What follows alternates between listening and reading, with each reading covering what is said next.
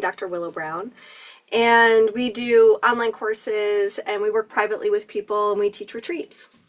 And I am a certified Tantra expert. So my specialty is really in the realm of sacred sexuality, where I give people the opportunity to see sex as something that is a transformative aspect of their life that actually intersects with all different sectors of being a human being. So even though someone might be celibate, it does not mean that sexual energy isn't running in their system and actually having a positive effect on their life.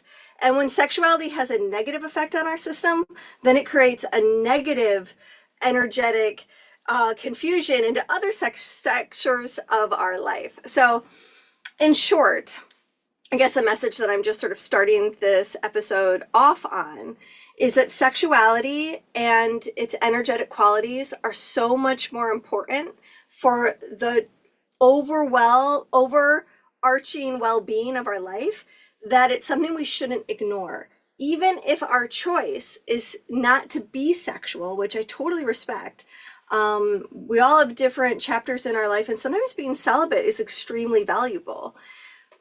But to ignore our sexual selves, I think, is a misstep in making sure that we are living a life filled with satisfaction.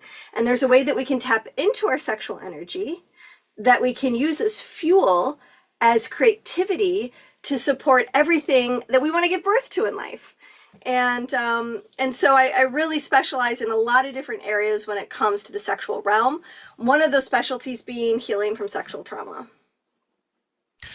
So, what do you think then are some of the obstacles that prevent people from identifying maybe the importance of healing sexually?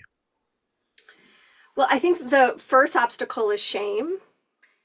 Sometimes when we have a lot of shame around who we are as a sexual person or how we feel about our bodies, how we feel about being attractive, how we feel about our desirability, how we feel about what is right and wrong about sex. Those are the obstacles that can cause us to avoid looking at our sexuality differently. And much of that gets established as we're coming of age, as we're growing up, and it's affected by the culture we grow up in, our parents, our religion, and all the moral values that sometimes surround sexuality, especially in more intense religious upbringings. So all those things can affect our choice of whether we choose to confront what's going on with us sexually, whether we choose to explore it, our sexuality, with a sense of curiosity and wonder. So it's like, do we have permission inside of ourselves to take a look at this part of life? And for a lot of people, like, they think about that and they get hit with a sensation in their system that feels icky, or that feels dread, or that feels anxious. And when we have uncomfortable sensations, we're not really coached to go towards them unless we're already on a transformational path and we've got therapists or support or friends or coaches that are encouraging us to take a look and confront the things that are hard. I remember speaking to someone that I was dating at a time when I was just coming into this type of knowledge, because I was speaking to sex coaches, and she turned to me and she's like, why are you speaking to those people? You don't talk about sex. Like, there was this, you don't talk about it because it's something that is so sensitive and it's like a sense of vulnerability. And then Mm. as I began to speak to more people like yourself and so many others, I didn't realize how many people didn't want to be vulnerable when it came to sex, intimacy, or both. Why do you think that is a block for people to want to open up and say, I want to learn more, regardless of who knows or regardless if the door is locked and the blinds are closed? That's a really good question. Let's first take a look at the word vulnerable. Vulnerable translates to woundable. So when we are vulnerable, it's like we are emotionally, spiritually, and energetically naked. Now add sex to the conversation, and now we're like even more naked, right? It's like it can be very intense to be physically naked. Now we're asking you to get even more naked by emotionally opening yourself up.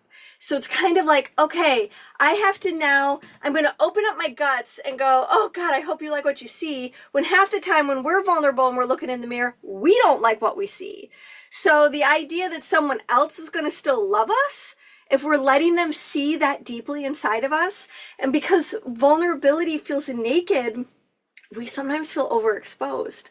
And it starts in childhood. Like, remember those experiences of like feeling humiliated or feeling really vulnerable or feeling overexposed because someone embarrasses you, like especially in front of other people? That's a sense of vulnerability that stays with us. And our system says, oh my God, avoid that at all costs. That's painful. But as we become adults, we want to start building our capacity to welcome vulnerability into our life, because there's an amazing thing that happens. I mean, you can probably reflect on this when you think about people who have trusted you when they've been vulnerable. And aren't you touched by their vulnerability? I mean, when someone trusts you and they're raw and they're open and they're showing you their soul and they're revealing their pain and they're worried that they may not be liked, when they show you their dark, shadowy bits, but then you see them and you're like so grateful. You feel like it's such a privilege that they trusted you with that. And you love them even more. You feel closer to them because they trusted you with their inner stuff. So what it becomes as we're adults, it's rarely as painful as when we were kids. Now it's this precious thing. And what people need to understand is that when you show your vulnerability, you are more lovable, not less lovable. And you're showing your willingness to trust other people.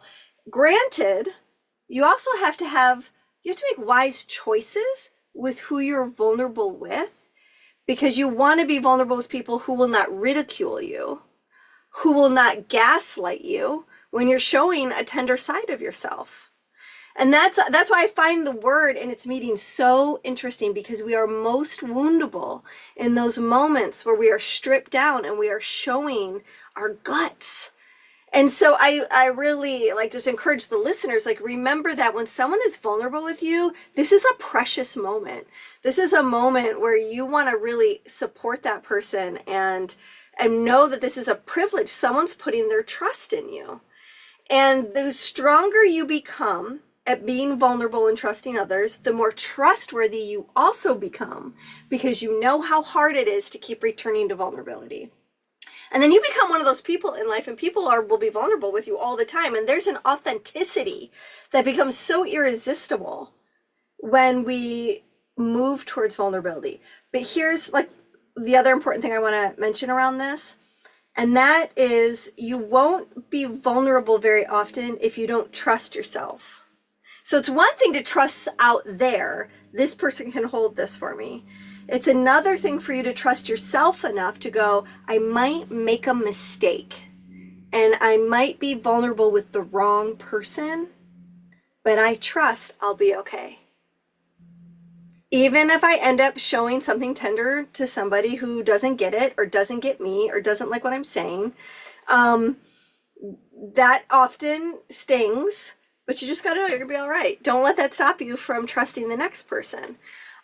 Your meter of your ability to trust others will get stronger the more you explore this. Yeah, there's nothing more sexier than being emotionally and physically naked with someone where you just trust them completely. Right, Leah? Only totally. And honestly, I believe it's the key cornerstone to intimacy. And intimacy is different from just sex. Right? Sex can just be friction oriented. It's really just getting our parts next to someone else's parts and rubbing for a good time. But intimacy is more of a soul to soul experience. And I think what a lot of people are looking for, but they may not have the language for it, is they want to be soul to soul. They want to be like, I have my person. Someone is letting me in and I'm going to let them in. And you can't do that without three things: vulnerability, trust, and presence. I've already touched on vulnerability and we've touched on trust. Trust isn't just about you being able to trust someone else. It's more importantly about you being able to trust yourself. Your ability to cultivate self-trust actually strengthens your ability to know who are the best people out there to trust. And then when it comes to presence, what is presence? It's such a buzzword, right? Presence, presence, presence. We all know we have to be more present. But what the frick is it? It is really about being in the moment. When you are in the moment with someone, the possibility for vulnerability, well, it becomes possible. When you're distracted, when you're wandering, thinking, fantasizing, daydreaming, you're not present, and therefore you're going to miss the opportunities for you to be vulnerable and for someone else to be vulnerable. And without that, there is no trust. I think I had someone, this was a woman, she mentioned that she wasn't present. And because she wasn't present and it didn't allow her to be vulnerable, it didn't allow her to be trusted. It didn't allow her to trust the person that she was with because she had this thing that when she wanted to have sex, the door had to be closed, the lights had to be off. She didn't want the person to see her body.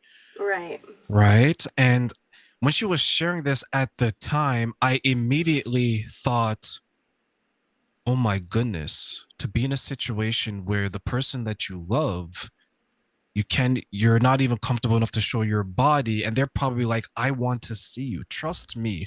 Be vulnerable with me. So, Leah, I guess my question in regards to that scenario, if you're the person who's with someone who's having difficulty being vulnerable, being to trust you in that sense, what is it that you can do to help them get to a point where they can be vulnerable with you and they can trust you? That's such a good question. I think some of it can just start with communication. One of these things that opens people to vulnerability immediately is an exercise that I do in my classes, and it's about less than 10 minutes. Maybe it's even around 5 or 6 minutes. And you have two people sitting across from each other, and one person is asking the question, and the other person is answering the question. And the question is, what are you afraid I'm going to see? And then it's the person who's answering the question, it's just free association. That I'm ugly. And then the person says again, what are you afraid I'm going to see? And then they have to come up with another answer. That I'm beautiful. What are you afraid I'm going to see? That I'm fucked up.